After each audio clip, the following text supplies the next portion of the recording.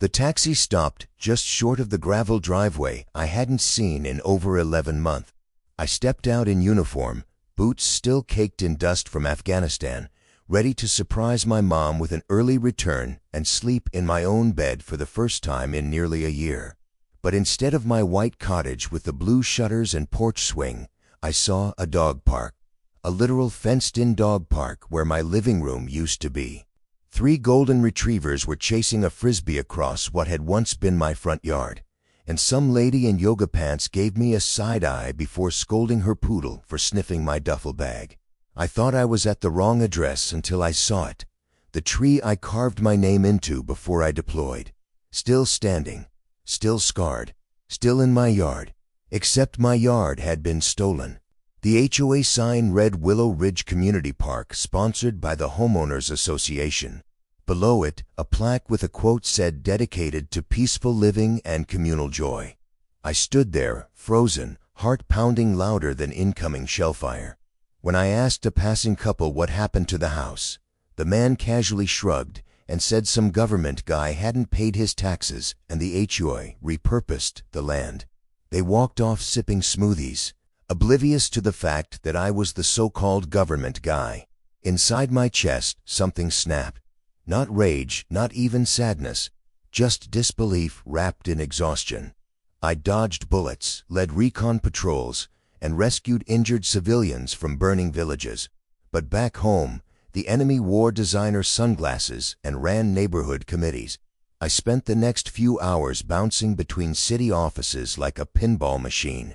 The property records were a joke. According to the system, I had lost my land 6 months ago due to tax delinquency, except I had filed for military tax exemption before I left. The clerk looked confused and told me to talk to the HOA. That's when I first heard her name, Karen McAllister, president of Willow Ridge. Apparently, she was very passionate about keeping the neighborhood tidy and compliant.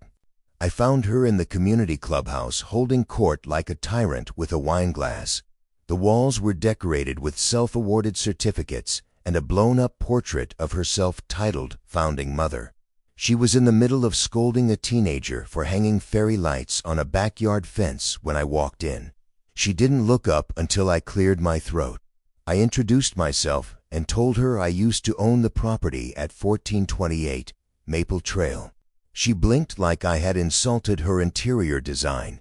Then came the smirk, the infamous Karen smirk. She flipped through a file and said, oh yes, that lot had gone unclaimed, delinquent, and had been transferred to the HOA per subdivision protocol.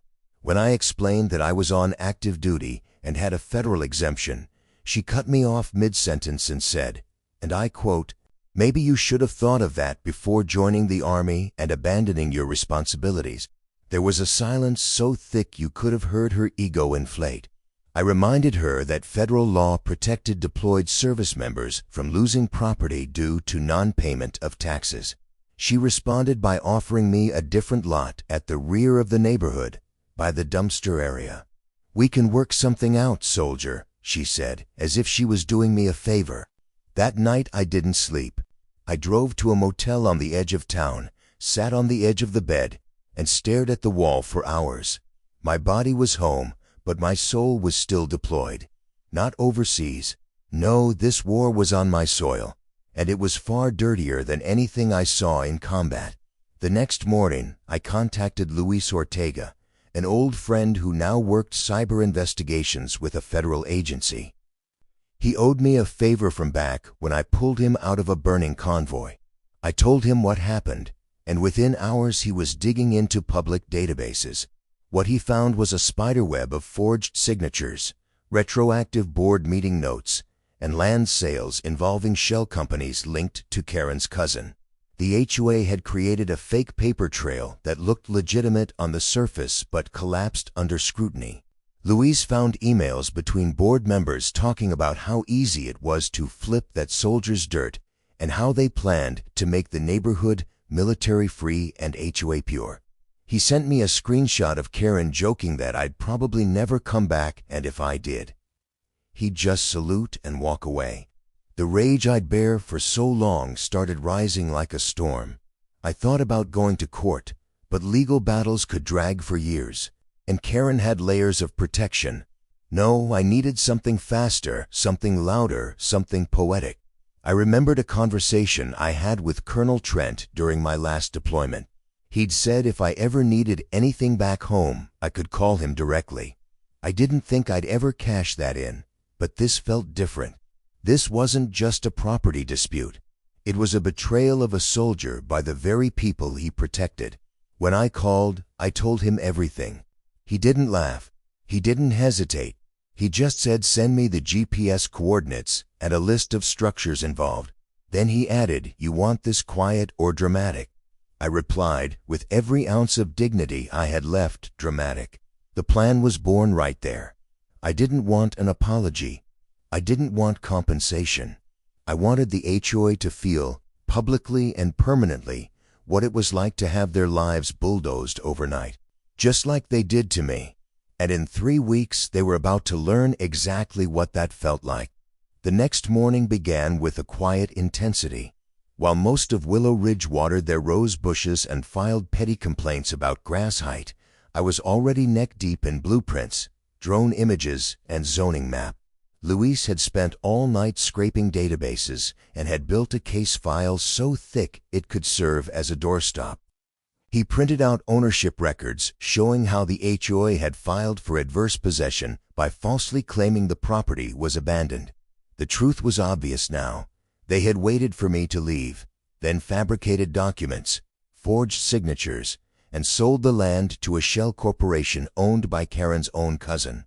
It was theft wrapped in bureaucracy, and they thought because I was overseas, I'd never be able to fight back. They were wrong. Luis pulled up satellite photos of the entire neighborhood from before and after my deployment. There were inconsistencies in fencing, road expansion, and even infrastructure that wasn't permitted by the county. Karen had been expanding her HOA kingdom illegally, and the more we looked, the more obvious it became that this wasn't just about my land. Several homes on the north side were built on what used to be protected wetland. A small utility shed near the dog park had been constructed over a sewer easement. Even their glitzy new clubhouse was technically half a foot into municipal land. That was enough for legal leverage, but I wanted more than leverage. I wanted a statement. Luis tapped into archived emails and found one in which Karen boasted about her military deterrence strategy, calling soldiers unpredictable and undesirable homeowners. That one made my blood boil. I printed it out and pinned it to my motel wall, right beside a photo of my old house. The photo was grainy, but I could still make out the rocking chair my mom gave me before she passed, the one she insisted I keep on the porch so it felt like home even when I wasn't there. I wondered if they tore it apart with the rest of the house or if it was rotting in a landfill now. Either way, they took something that never belonged to them. My next stop was the courthouse. I had called in advance, and Judge Margaret Winslow had agreed to meet me in chambers. She was a sharp woman with the no-nonsense tone of someone who had seen every dirty legal trick in the book. She had also once served as a JAG officer during my second deployment.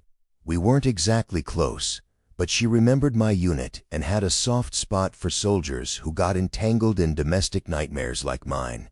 I laid out the evidence in front of her, Luis's data, the satellite images, and the emails. She took one look at the forged documents and said, flatly, that someone was going to jail if this ever hit the media. But she also gave me a reality check. Even with overwhelming proof, the HOA had money, lawyers, and influence. A legal victory might come, but it would be slow and dragged through appeals. They could tie it up for years while continuing to live on land they stole.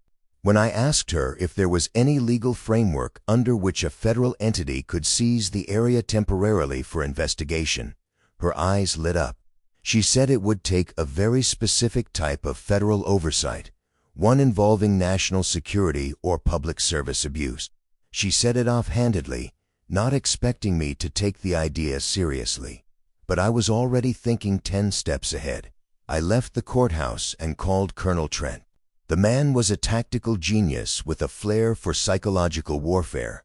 When I told him the HOA had seized land from a deployed soldier and mocked military families, his response was a sharp whistle followed by, "Well, damn, that's bold even for HOA types."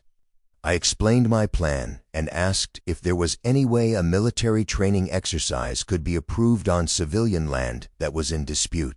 He said if the land was in question, and if we presented it as a simulation designed to evaluate urban conflict readiness or civil engineering under real-world conditions, it could happen, especially if the original owner, me, requested federal review and temporary assignment of the site. He said he'd talk to the brass and get back to me. It took less than 24 hours for him to confirm that a weekend-long training op was approved. He called it Operation Civic Shield. It sounded like a joke, but it was deadly serious. My land and a large chunk of HOA-controlled property around it was now a live simulation zone for the 189th Urban Training Battalion.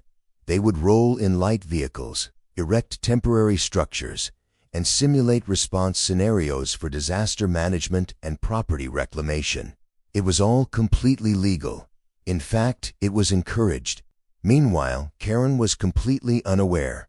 She had no idea her next HOA meeting would be interrupted by Army engineers setting up tents on her freshly landscaped walking path. No idea that her private clubhouse would soon be full of military officers studying maps and conducting briefings. She probably spent that week writing up new bylaws about mailbox height or wind chimes. Louise helped me map out the subdivision, identifying every structure that was part of the fraudulent expansion. The pool, the dog park, the clubhouse, and even a few sidewalks fell under contested space. We coordinated with military logistics teams to plan vehicle access, landing zones, and buffer areas. The military was efficient. Within 3 days, they had satellite authorization, troop manifests, and material schedules. Everything was happening fast. I spent one last quiet night at the motel going over photos of my old home. I remembered painting the porch late one summer evening with my sister. I remembered my mom sitting in that rocking chair with a lemonade while I mowed the lawn. I remembered the first night I stayed there alone after she passed, when the house still smelled like her perfume. That land wasn't just dirt. It was memory. It was home. They had tried to erase it, but I was done letting them write the story. Starting now, I was taking the pen back. By the time the first military convoy rolled into Willow Ridge, the neighborhood had no idea what was coming. The residents stood in their driveways in robes and slippers, confused and clutching coffee cups, while Humvees rolled past their hydrangeas. I followed in an unmarked SUV, watching it unfold like the opening move of a chess match. The difference was I already knew how this game would end. The screech of tires on pavement and the hum of diesel engines echoed through Willow Ridge just as the sun began rising. Karen McAllister stepped out of her house wearing a silk robe and carrying a mug that read Queen Bee of the Ridge. She blinked twice, completely unprepared for what she saw. A military convoy had parked right in front of her hydrangeas.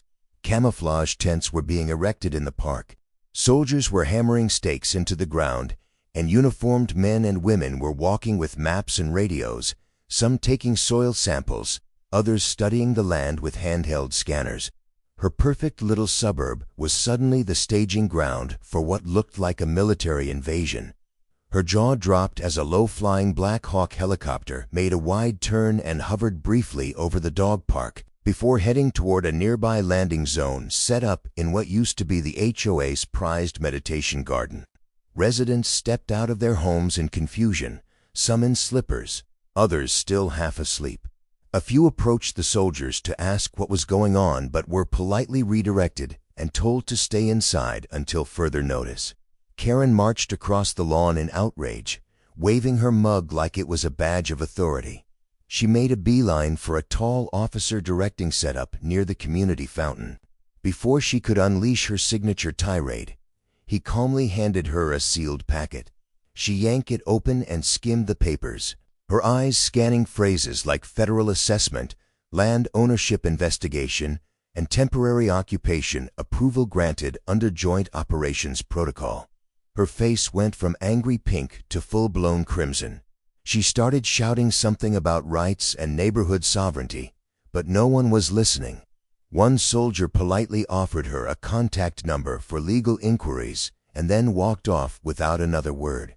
I arrived 10 minutes later, stepping out of the SUV with quiet purpose. Karen spotted me immediately and stormed toward me like a storm cloud in pearls. "You," she hissed, "are behind this." I nodded once and simply said, "That land you stole, it's coming back to me, piece by piece." Her hands trembled with fury as she pointed at the flags marking the borders of the contested properties. She tried to argue that the land was under HOA protection, but I reminded her that her entire subdivision was built on fraudulent claims and illegal zoning.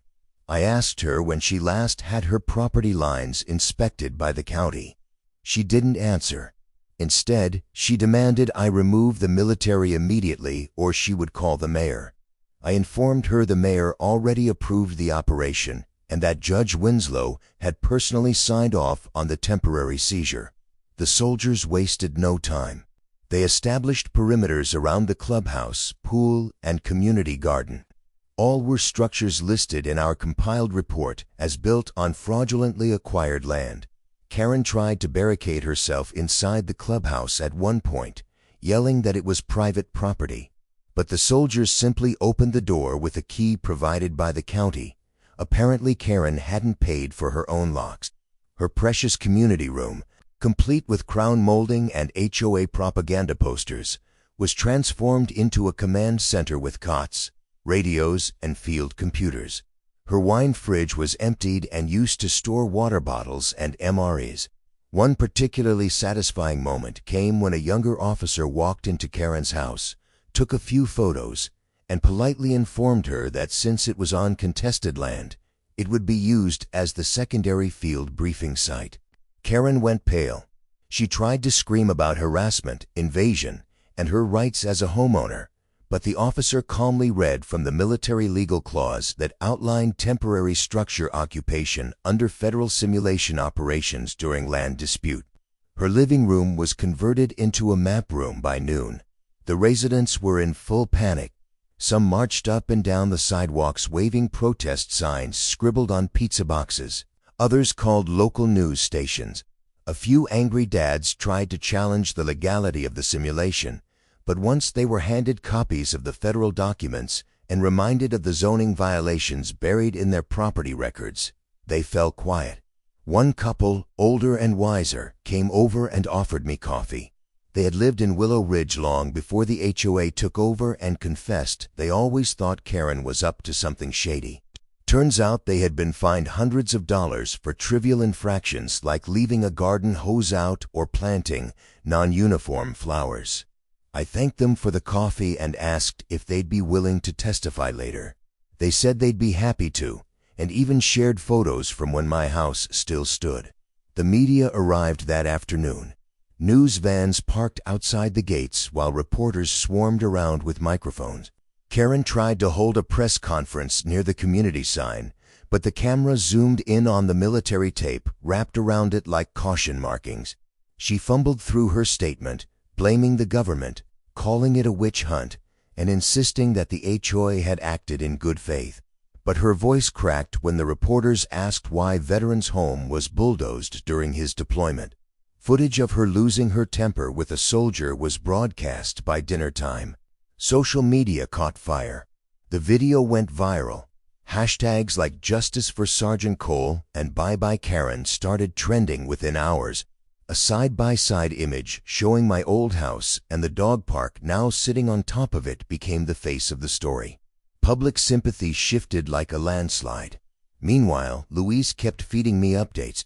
He had traced another 5 homes in the subdivision to similar fake land transfers. We knew it was bigger than my single lot now. It was an entire pattern of exploitation. Karen's cousin, the shell company operator, was already under IRS scrutiny for unrelated tax evasion. Luis said it was only a matter of time before indictments started raining down. I smiled and told him to keep digging. By sunset, a massive red and white sign had been installed just outside the main entrance to the neighborhood. It read Federal Urban Training Ground, restricted access beyond this point. The residents were furious, but there was nothing they could do. Karen's empire of control was now occupied territory, and the irony wasn't lost on anyone. The woman who fined people for wind chimes now had soldiers camping on her petunias. That night, I walked alone through the area where my house once stood. The soldiers had respectfully marked the original foundation and cleared space where I could eventually rebuild. I stood in the middle of it, letting the wind blow through the grass and dirt, remembering everything that was and everything that was taken. But instead of bitterness, I felt something new. The war might not be over yet, but the tide had turned. They started it with fraud. I was ending it with force. Not violence, not revenge, just undeniable justice. And the best part was, I wasn't even done yet. By the time the second day of the operation began, Willow Ridge looked more like a military base than a suburban neighborhood. The wide streets were lined with field equipment and training modules. Soldiers marched in formation past confused residents holding coffee mugs and misplaced pride, and drone units buzzed overhead documenting every inch of the contested land. The clubhouse had become a fully functional command post, and Karen's former kitchen now hosted mission briefings. Every homeowner who had once voted in HOA elections now had to walk around perimeter ropes and answer questions at makeshift checkpoint. The residents were growing restless, but the soldiers weren't here for debate. They were here for accountability. Inside the command center, I sat across from a military legal liaison and an officer from the Department of Defense Property Division. We went through documents confirming my legal ownership, the military's temporary occupation authority, and the growing list of civil infractions committed by the HOA board. Every single legal structure on my original property had been removed without demolition permit. Karen and her cronies had fast-tracked it through a manipulated vote and paid off a shady contractor to bulldoze the house while I was still deployed. The contractor was now under investigation, and Louise had already uncovered bank transfers tied to Karen's personal account. It was no longer just a property dispute. It was a criminal enterprise in the shape of a homeowners association. Out on the lawn, the tension reached a boiling point. Karen called for an emergency neighborhood meeting, trying to rally the remaining board members. She planted a folding table near the entrance to the clubhouse and began delivering a shaky speech through a megaphone, insisting the entire thing was a misunderstanding and accusing the military of overreach. Her supporters were few and far between. Most of the residents stood back, watching with folded arms and narrowed eyes. The ones who had been hit with fines, threats, and intimidation over the years finally saw Karen without her paper crown. Her voice cracked as she declared that she was still the acting president of Willow Ridge and demanded the soldiers vacate within 24 hours. Just then, a uniformed officer stepped out of the clubhouse and placed an official letter on the folding table in front of her. It was a notice from the Federal Land Review Board stating that due to documented fraud, misuse of authority, and obstruction of military rights, the entirety of Willow Ridge HOA was now under legal audit. The letter also stated that until the review was complete, the HOA would cease all operations. Karen tried to argue, but her voice was drowned out by the cheers of a group of neighbors who had long waited to see her fall. The media had arrived in greater numbers by then.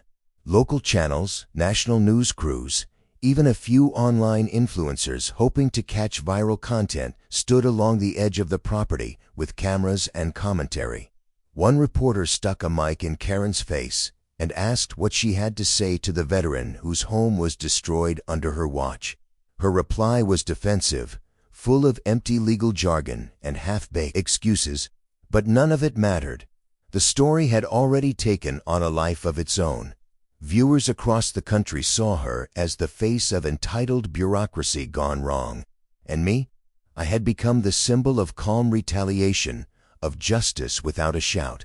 I hadn't needed to throw a punch.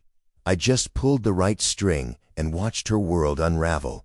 Luis called around noon with a final gift. He had obtained video footage from a closed-door HOA meeting Karen thought had never been recorded. In it, she openly mocked military personnel, called my property an eyesore, and laughed about bulldozing it while I was in combat. She bragged about how easy it was to manipulate land records and said the HOA would never be held accountable because people like me didn't fight back once they were home. The video was damning. I forwarded it to the press with a simple statement: "I'm home now." Within hours, the footage went viral. Online platforms flooded with calls for Karen's arrest, sympathy for veterans, and outrage that anyone could so easily erase a soldier's life while they were serving overseas. The Department of Veterans Affairs issued a formal statement condemning the act and expressing support for the investigation. Several civil rights organizations reached out offering pro bono legal assistance, though by this point, the military and federal investigators had already taken the lead. Karen's remaining supporters began to peel away, one by one, each trying to distance themselves from the fallout. By late afternoon, the military issued official eviction notices to every resident who lived on property built without legal authorization. A total of 11 homes were flagged for relocation, including Karen's. The notice made it clear that the homes themselves weren't being seized, but the land beneath them was now under federal scrutiny, and owners would be responsible for proving their titles were clean. Most couldn't. Panic swept through the community like wildfire. Some residents yelled, others cried, and a few simply packed their things in silence. Karen tried to call an attorney, but the law firm dropped her as a client before the ink on the scandal dried. Her cousin, the Shell Corporation owner, was subpoenaed and faced charges that could result in serious jail time. Even the contractor she used began cooperating with authorities to save himself. Her empire had crumbled. No more bylaws, no more petty fines, no more threats about hedge height or lawn decoration. All of it reduced to nothing more than caution tape and condemnation stickers. As night fell, I stood once more on the land that had been stolen from me. The soldiers around me prepared to move out in a few days, their part in the operation nearly complete.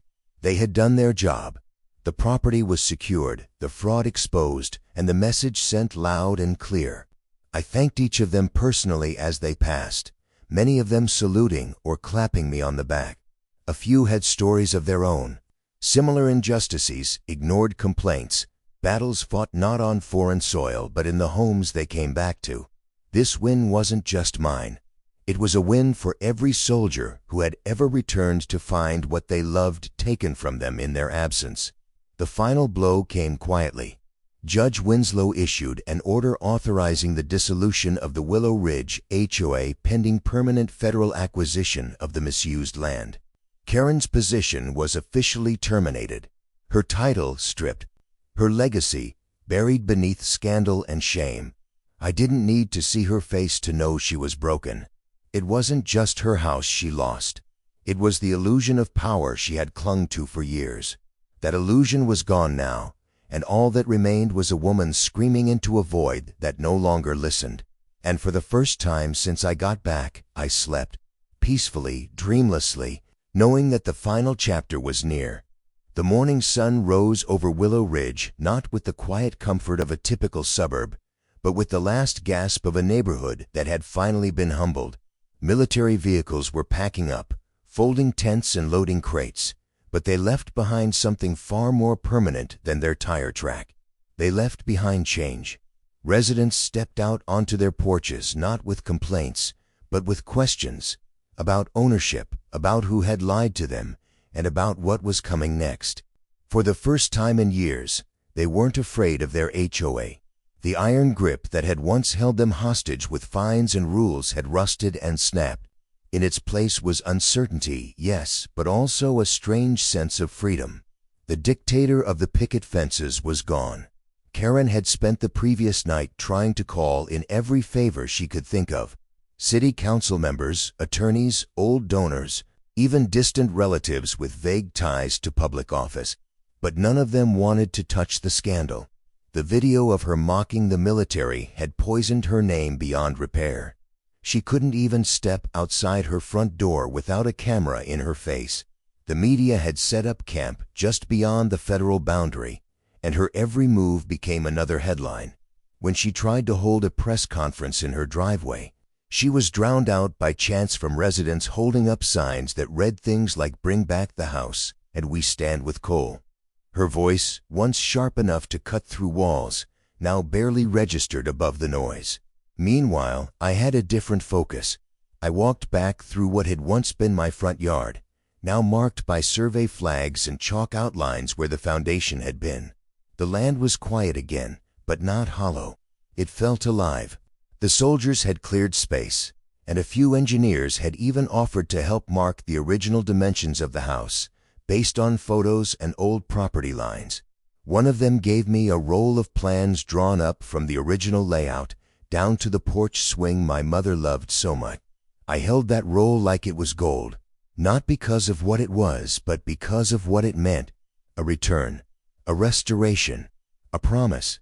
The Veterans Association had taken an interest in the story and offered to fund a portion of the rebuild. They called it a symbolic gesture, a way to show that military families deserve protection even at home. Donations poured in from strangers across the country, some veterans, some not, all united by outrage and support. Every dollar chipped away at what had been taken. Louise and I had joked at one point that if we played our cards right, I could end up with a house better than the one that was stolen. But I didn't want bigger. I wanted the same. I wanted familiar. I wanted what they tried to erase. The community, surprisingly, showed up for me. The same neighbors who had once turned a blind eye to Karen's rule were now bringing me food, offering extra hands, even volunteering contractors they knew. One woman, probably in her 60s, came up to me with tears in her eyes and apologized for not speaking up sooner. She said her husband had always wanted to resist the HOA, but they were afraid of retaliation. Now she wished they had done more. I told her what I told everyone else who said something similar. It's not about what you didn't do then. It's about what you're doing now.